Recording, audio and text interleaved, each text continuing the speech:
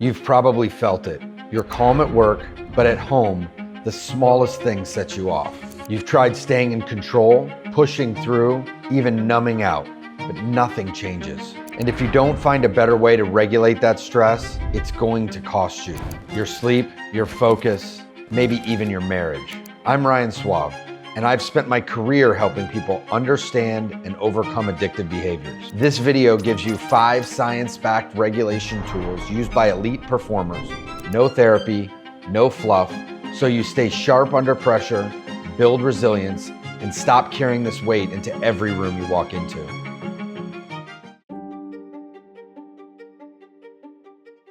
One of our biggest challenges as human beings is that we confuse discomfort with threat and then react to that discomfort as if it's threat. The part of our nervous system, the sympathetic nervous system that controls the fight or flight system, gets activated. And in situations that don't call for survival strategies, we engage in survival strategies.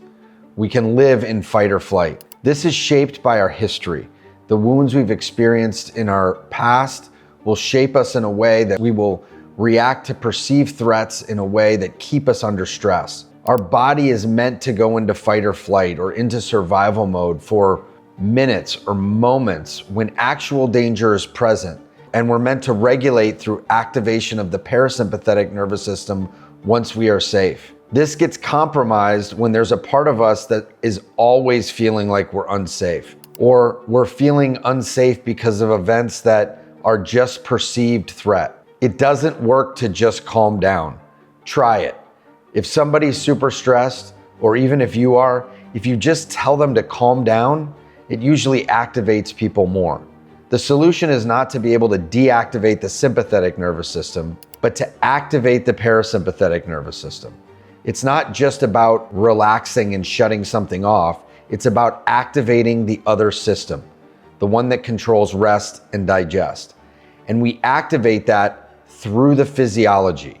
There are actions that can be taken to allow us to begin to come out of survival and into safety.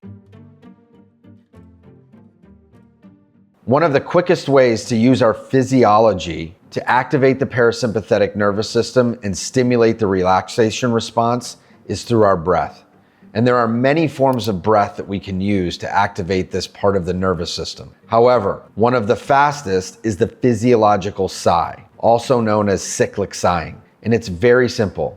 It's 2 quick inhales followed by an exhale. Repeat it several times. Even if you're not stressed, you'll see when you do this in practice, you'll quickly become relaxed. This is a way to activate the parasympathetic nervous system, which brings us out of fight or flight and into regulation. This is a breath that is used by elite performers to stay calm under stress, and you can use it in daily practice. It also does not have to be done in reaction. You can just do it throughout your day to begin to regulate before you feel or know that you're dysregulated. When under stress, part of the brain is basically hijacked. The prefrontal cortex goes offline, which is the part of our system that's responsible for reason and logic, and the limbic system takes over, which is the part that is really supporting us through fight or flight. These are systems that we want to work. When faced with a real threat, we want to go into survival mode. We want it to happen automatically and unconsciously so that we react in a way that gets us to safety. If faced with an actual threat, I don't want to stop and meditate, think about it, have care and compassion for the others involved. I want to be able to get myself and the others around me to safety immediately. So it becomes important to recognize when we're going into survival mode when it's not called for. When there's an appropriate response for survival, but at an inappropriate time. When we can start recognizing that we can do that, then we can begin to have a pause and a break so that we don't immediately go to the addictive behaviors. A question I offer people to ask themselves when faced with threat is simply this: am I or is anyone around me in immediate physical danger? If the answer is no, there's nothing that can't wait 45 seconds or 45 minutes or maybe a day. And chances are, if you're able to ask yourself that question of, am I or is someone around me in immediate physical danger? You're probably not. Ask yourself this question and then begin to allow yourself to relax into the stress. You can handle it.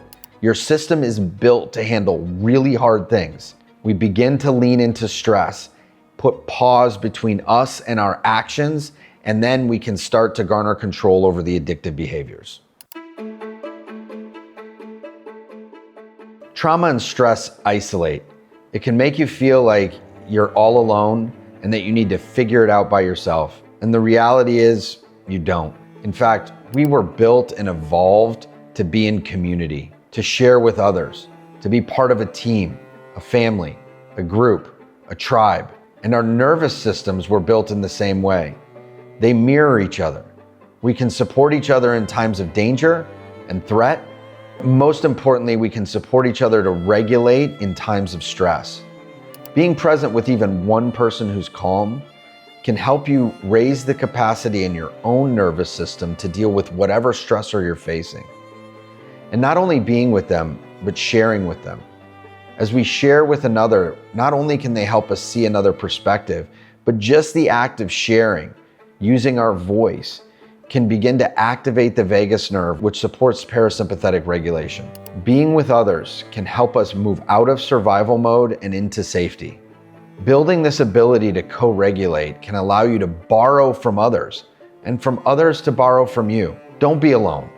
Be with others. Build your stress container. We were built to be able to handle really hard things. And if you look back at your life, you've survived every single thing you've ever been through, up to and including this moment. And I would imagine some of those times have been tough. Maybe there's times you didn't even think you'd make it through.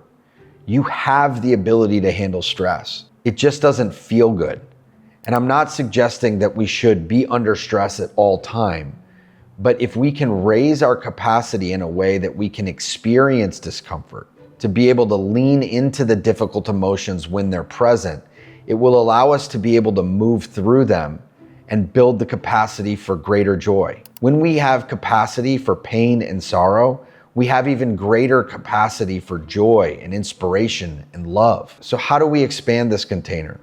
First, recognize that discomfort is not something that needs to be changed right away. Recognize the things that bring you into discomfort and allow yourself to lean into them. Stay with them just a little bit longer. As you do this, it works like stretching or lifting weights. When you can stretch a little bit further and then relax back, the next time you have more capacity. When you can lift weights and each time you lift a little bit heavier weight, you get stronger over time. The same thing works with our nervous system. Allow yourself to be with it, to be curious about it. A great way to do this is again through the physiology. When you're experiencing a difficult emotion, before acting out on it, just notice what you're experiencing in your body. Without changing it, simply notice. Notice and name it. Notice your breathing. Notice sensation. Notice tension in any parts of your body. Feel your body sitting on a chair or your feet standing on the floor. Feel the air as it touches your skin. Notice taste, smell, and the sounds that you're experiencing.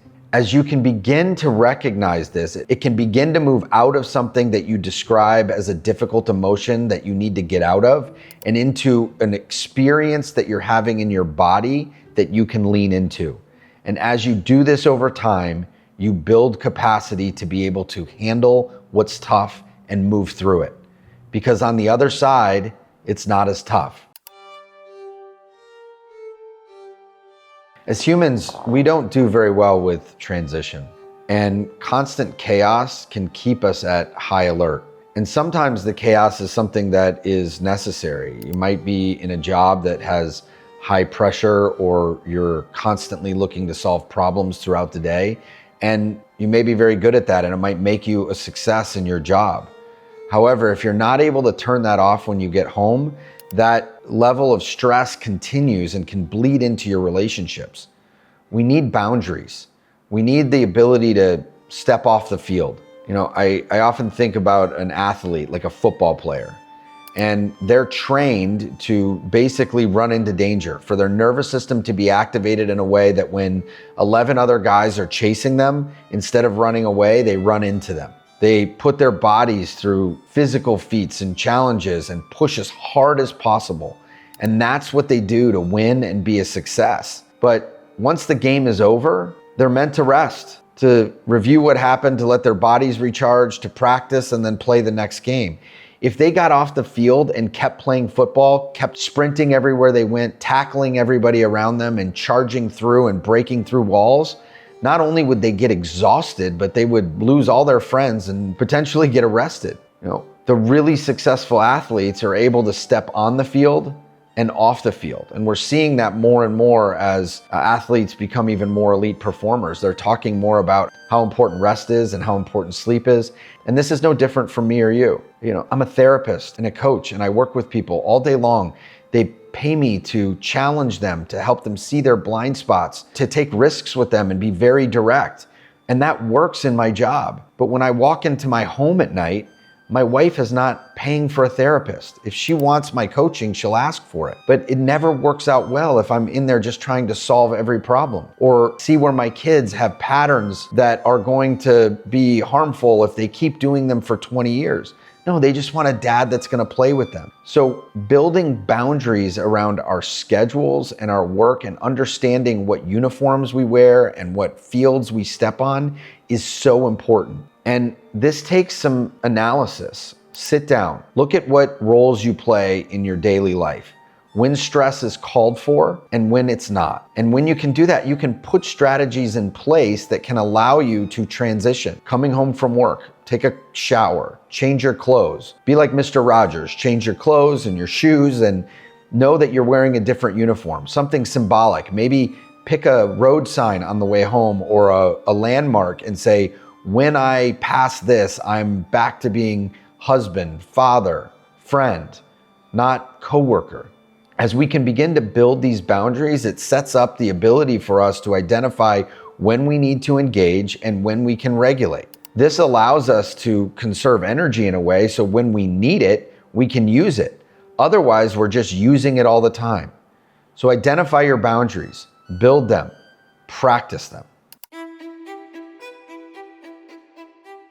I always say to my clients that the second best time to be in therapy or coaching is when you're in crisis. The best time is when you're not. In crisis, you get help digging yourself out of a hole, and that's so important.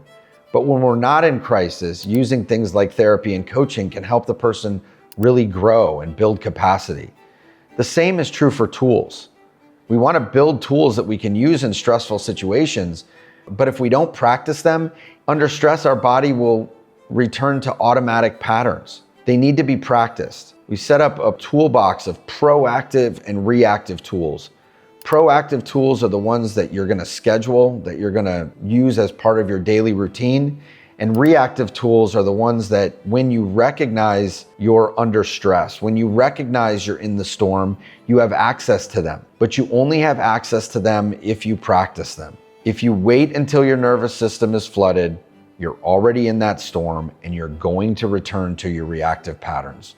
It's as simple as that. When you can build these tools, know that you have them, and practice them regularly, they will start to become the new automatic. These 5 tools aren't magic, but practiced over time, they can shift your baseline so you're not just surviving your life, you're living it. Don't wait for the next storm to hit. Pick one tool, practice it today. Build the habit before you need it. That's how real change begins. I'll see you in the next one.